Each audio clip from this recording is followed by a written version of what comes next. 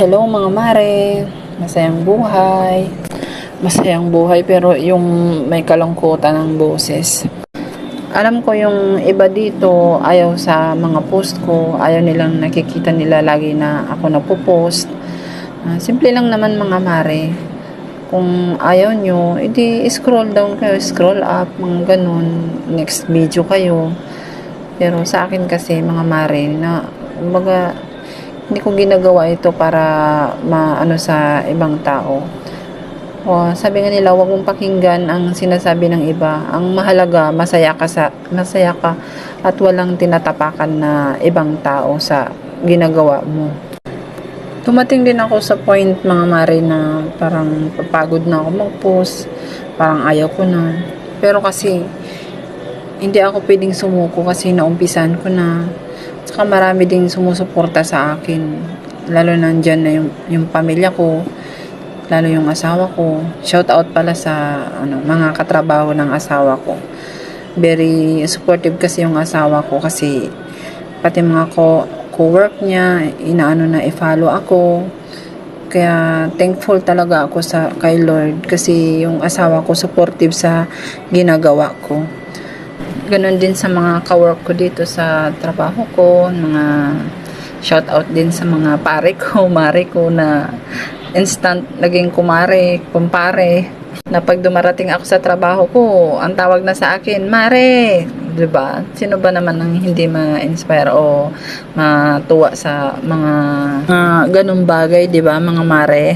Pero ang social media ay puno ng mga discrimination, mga judgmental, mga ganun na mga hindi natin maiwasan yan mga mare kasi nga social media yan, naka-public yung mo, kaya tanggapin natin kung may mga bashers tayo. So isama na lang natin sa dasal na mga ganun tao is maging masaya naman sila sa kanilang mga buhay. Minsan lang nakakalungkot isipin kasi kung sino pa yung mga hindi mo kilala, hindi mo kamag-anak, sila pa yung sumusuporta sa iyo.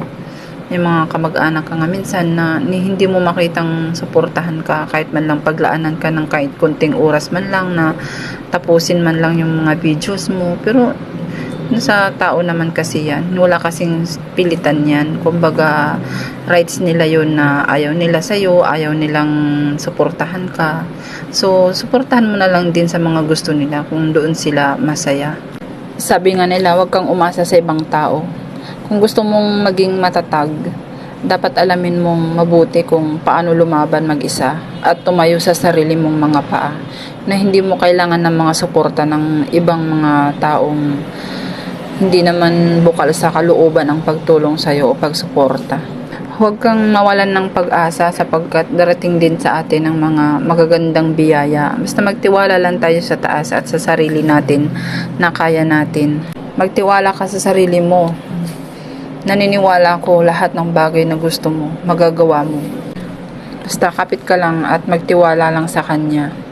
Lagi niyong tatandaan na ang pangit na kalagayan mo ngayon ay hindi panghabang buhay. Hindi yan permanente. Yung pangit na kalagayan mo ngayon ay magbabago pagdating ng tamang panahon. Ika nga, never stop learning.